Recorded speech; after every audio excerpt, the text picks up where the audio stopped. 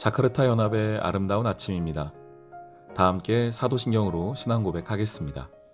전능하사 천지를 만드신 하나님 아버지를 내가 믿사오며 그 외아들 우리 주 예수 그리스도를 믿사오니 이는 성령으로 잉태하사 동정녀 마리아에게 나시고 본디오 빌라도에게 고난을 받으사 십자가에 못 박혀 죽으시고 장사한 지 사흘 만에 죽은 자 가운데서 다시 살아나시며 하늘에 오르사 전능하신 하나님 우편에 앉아 계시다가 저리로서 산자와 죽은 자를 심판하러 오시리라. 성령을 믿사오며 거룩한 공회와 성도가 서로 교통하는 것과 죄를 사하여 주시는 것과 몸이 다시 사는 것과 영원히 사는 것을 믿사옵나이다. 아멘. 그때 우리가 이 땅을 얻음에 아르논 골짜기 곁에 아로엘에서부터 길르앗 산지 절반과 그 성읍들을 내가 루벤 자손과 갓 자손에게 주었고 길르앗의 남은 땅과 옥의 나라였던 아르곱 온 지방 곧 온 바산으로는 내가 므낫세 반 지파에게 주었노라. 바산을 옛적에는 르바임의 땅이라 부르더니 므낫세의 아들 야일이 그술 족속과 마이갓 족속의 경계까지의 아르곱 온 지방을 점령하고 자기의 이름으로 이 바산을 오늘날까지 하봇 야일이라 불러오느니라. 내가 마길에게 길르앗을 주었고 루벤 자손과 갓 자손에게는 길르앗에서부터 아르논 골짜기까지 주었으되 그 골짜기의 중앙으로 지역을 정하였으니 곧 암몬 자손의 지역 야복강까지며 또는 아라바와 요단과 그 지역이요 긴네렛에서 아라바 바다 곧 여메와 비스가 산기슭에 이르기까지의 동쪽 지역이니라. 그때 내가 너희에게 명령하여 이르기를 너희의 하나님 여호와께서 이 땅을 너희에게 주어 기업이 되게 하셨은즉 너희의 군인들은 무장하고 너희의 형제 이스라엘 자손의 선봉이 되어 건너가되 너희에게 가축이 많은 줄 내가 아노니 너희의 처자와 가축은 내가 너희에게 준 성읍에 머무르게 하라. 여호와께서 너희에게 주신 것 같이 너희 형제에게도 안식을 주시리니 그들도 요단 저쪽에서 너희의 하나님 여호와께서 그들에게 주시는 땅을 받아 기업을 삼기에 이르거든 너희는 각기 내가 준 기업으로 돌아갈 것이니라 하고 그때 내가 여호수아에게 명령하여 이르기를 너희의 하나님 여호와께서 이 두 왕에게 행하신 모든 일을 내 눈으로 보았거니와 네가 가는 모든 나라에도 여호와께서 이와 같이 행하시리니 너희는 그들을 두려워하지 말라. 너희의 하나님 여호와께서 친히 너희를 위하여 싸우시리라 하였노라. 그때 내가 여호와께 간구하기를 주 여호와여 주께서 주의 크심과 주의 권능을 주의 종에게 나타내시기를 시작하셨사오니 천지간에 어떤 신이 능히 주께서 행하신 일 곧 주의 큰 능력으로 행하신 일같이 행할 수 있으리이까. 구하옵나니 나를 건너가게 하사 요단 저쪽에 있는 아름다운 땅 아름다운 산과 레바논을 보게 하옵소서 하되 여호와께서 너희 때문에 내게 진노하사 내 말을 듣지 아니하시고 내게 이르시기를 그만해도 족하니 이 일로 다시 내게 말하지 말라. 너는 비스가 산 꼭대기에 올라가서 눈을 들어 동서남북을 바라고 내 눈으로 그 땅을 바라보라. 너는 이 요단을 건너지 못할 것임이니라. 너는 여호수아에게 명령하고 그를 담대하게 하며 그를 강하게 하라.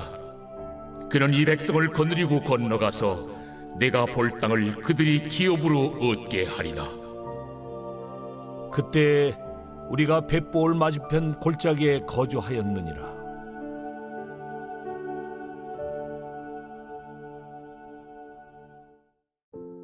샬롬, 반갑습니다. 자카르타 연합의 아름다운 아침 소율입니다. 오늘은 신명기 3장 12절로 마지막 절까지의 말씀 함께 나누도록 하겠습니다. 이제 시작된 가나안 전쟁, 조금 더 정확하게 말한다면 가나안 정복이죠. 하나님께서 약속하여 주신 그 땅을 이들이 광야에 40년을 헤매고 나서 이제 차지하게 됩니다. 그 이야기를 하게 되는데요. 우리가 가나안 땅이라고 하면은 요단을 중심으로 하여서 요단을 건너가서부터가 가나안 땅으로 우리가 생각을 하고 이 땅만 하나님이 주신 것으로 생각이 되어지는데 성경은 그렇게 말하고 있지 않고요. 요단을 건너가기 전 우리가 요단 동편이라고 말하는 그곳에서도 하나님이 그 땅을 이스라엘 백성들에게 주신 것을 보게 됩니다. 오늘은 그 이야기를 성경이 좀 해주고 있습니다.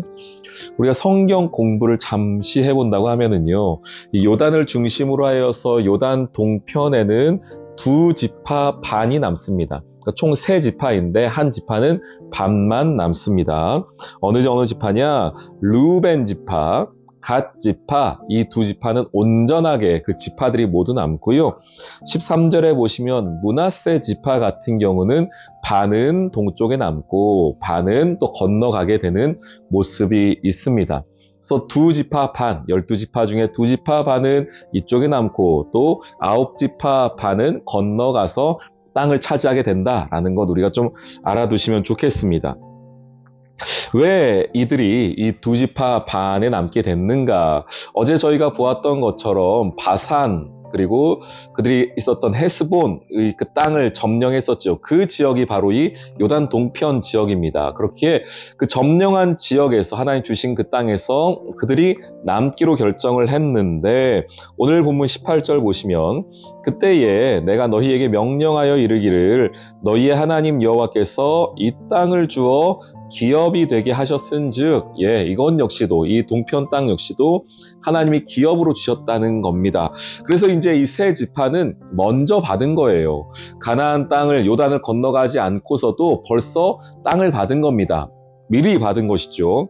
그런데 여기서 하나님께서 매우 중요한 영적 원리 하나를 말씀해 주십니다. 너희가 이미 받았지만 그리고 너희가 이제 정착하게 될 것이지만 그리고 건너가서 차지할 때에는 더 이상 너희의 몫은 없지만 너희가 어떻게 하느냐? 너희의 군인들은 무장하고 너희의 형제 이스라엘 자손의 선봉이 되어 건너가라. 다만 너희의 가축들은 많이 있으니 이 땅에 머물러라 라고 하는 겁니다.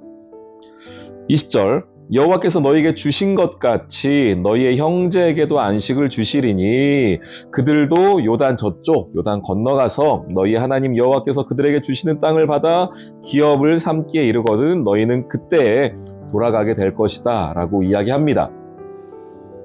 우리가 먼저 받은 사람, 먼저 그것을 누린 사람에게 하나님께서 말씀하시는 책임입니다.